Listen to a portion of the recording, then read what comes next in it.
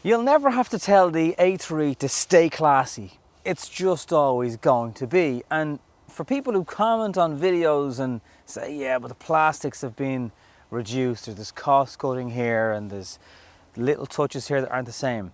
If you're one of those people and you want a hatchback, you have to buy an A3 because you won't have those complaints. With an A3 from Audi, everything is classy. And I think this is one of the best looking A3s they have ever made.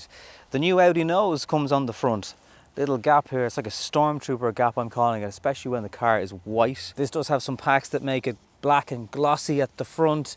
Down here is your sensor for your radar guided, your LED lights, so bright. And there's creases all over the car as Audi are going with their styling at the moment. 1, 2, 3, 4. Looks deadly. And then around the side here, you've got this shoulder crease along the side, another one here, another one just at the side of the door, and that sweeps all the way into the back. That shoulder crease continues right around the corner of the car with those sweeping indicators again, staying classy. If it's going to be overly critical, the alloy wheels are beautiful. I love the two-tone colours on them and the spokes.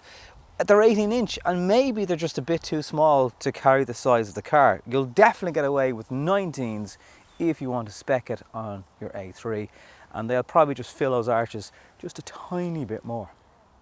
So it's got the looks, no doubt, but a hatchback needs to be practical. So let's take a look at what's going on back here. Well, first of all, you have space for certainly 2 decent size suitcases weekends away.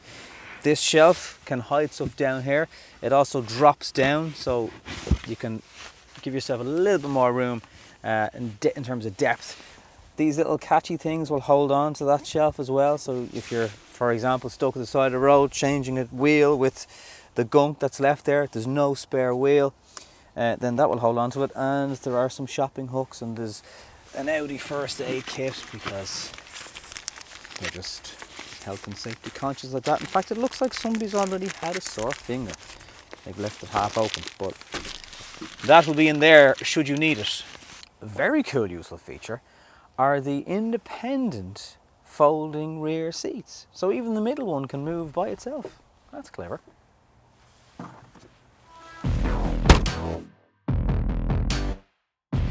Depending on if you spec one of those black gloss packs, you'll get some little bits of trim here. That bit will be on the car, and yes, they're fake. Sorry. We've had the Leon on the channel, which definitely has the most legroom out of the Golf and the Leon, but with this car being a natural comparison, how does the A3 fare? Well, in short, no, it's not as big as the Leon, but it's not far off. It's definitely, obviously, very, very similar to the Golf. I do like the way they've little grooves in the back of the seats here to give your knees a bit more room should you need it. You get an armrest, which is really wide. There's a massive hump in the floor. Have you got the hump? I've got the hump with the hump. There is 2 little vents for your air. There is no charging. Now, it looks like, I don't know, maybe there's a groove there that maybe could be optioned. Not sure. Your head height, there is tons of it, like tons of it. These seats have really broad shoulders. They do restrict the rear passenger's view, perhaps a little bit, but you know, you're going to spend most of your time up there, and people who sit here, in terms of car comfort, are possibly less important. Yeah, I'm talking about kids.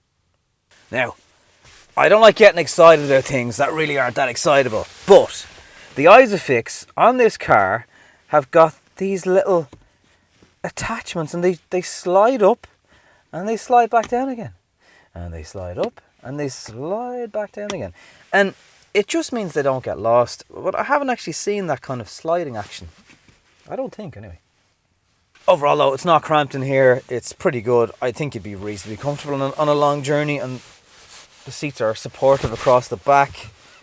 The bench possibly is a little bit shallow in terms of sitting under the backs of your thighs, but legroom is decent, and there's places to actually stick your feet under those seats if you are particularly long. If you're over 6 foot something, you might be better off up the front in the front passenger seat if you're not driving. The door bin action back here is alright too, actually. And the little bits of detail, the stitching and stuff, that continues back here. They haven't forgotten about you. That driver's control at the front will also lock the windows and the doors from being opened by kids if you don't want them to. And the windows go all the way down. If you haven't subscribed to the channel yet, my plan is to get to 10,000 subscribers by the end of 2020. And if you can help by clicking subscribe, please do. Now, this is where things get very, very classy in the A3. And seriously, if you are one of those people who is obsessed with your interior plastics and your quality and how things feel and buttons, like this is the exact same gear shifter that's in the Golf, but this one feels better because it's a big chunk of, I don't know, metal or something, or maybe it's just really high quality plastic. And this gloss in the area again adds to it. That premium feel that you get from Audis is evident throughout the car. And maybe in the past the A3 just felt like one of the baby Audis. I don't think that's the case anymore. Like the stitching, unreal, the bits of metal trim and additional vents and stuff like that. Like just the way they move, the way they click when they move, there's just little attentions to detail. You do get two cup holders, they're all right size. There's no button that grips them the way the Golf does though, I will say that. Under here there's a reasonable area to store stuff, it's not huge. Good bit of sliding on that armrest. You do know how partial I am to a sliding armrest. Your wireless charging goes down here. There's two USB ports, one USB-C. That all lights up at night, so you can constantly look at your feet if you've got nice Yeezys on. I do love the pedals, you know, again in the S-Line pack obviously, but the little bits of aluminium on the brake and the accelerator, they just add to the specialness of the car, if that makes sense. S-Line steering wheel, very familiar with them and any of the S-Line models. This does have your virtual cockpit and it just looks so much better for it. Now, the nav isn't on this, it's built for it, and Audi are moving to an interesting space where they're going to start charging you to subscribe to features of a car. So maybe you're PCPing for 3 years, you'll be able to get upgraded headlights by paying for a subscription rather than actually speccing them on the car. It's a very unique Tesla-ish way of doing things, and I think that's where a lot of automotive brands are going to be going in the next couple of years. Again, these seats are wonderfully comfortable. They're not heated in this car, and the price on this one is €43,000. There's a good few extras on it, and I just think for that price, come on lads, throw in the seats, will you? They haven't gone too mad in the extras on this press car. It's about €2,500. Like the black mirrors, they're 150 quid. The park assist is just under €500. The privacy glass on the back cost extra. They're all in the hundreds. Sometimes in Audi they can be in the thousands. So the options, £2,500. It's delivered quite a nice car, and they haven't gone mad on the extras in that sense. 1.5 petrol engine in this, 150 brake horsepower. It's torquey enough. It is the familiar go-to engine now, whether you're driving an Audi, a Volkswagen, a Seat or a Skoda, because it's got tons of power. It's really efficient to run. You're talking 6 to 7 litres per 100 kilometres, real world driving, a really smooth gearbox. There are some paddles here that you can use to change gear. It's a 7-speed automatic gearbox. Steering feedback is not incredibly powerful, you know, it doesn't say a huge amount when you're driving the car. I will knock it for that. But I'll tell you what, on an S-Line suspension, it's going to be a little bit harder. Here I am coming up over a speed bump. It's forgiving, really is. The handling of it is where it impresses. It's tight.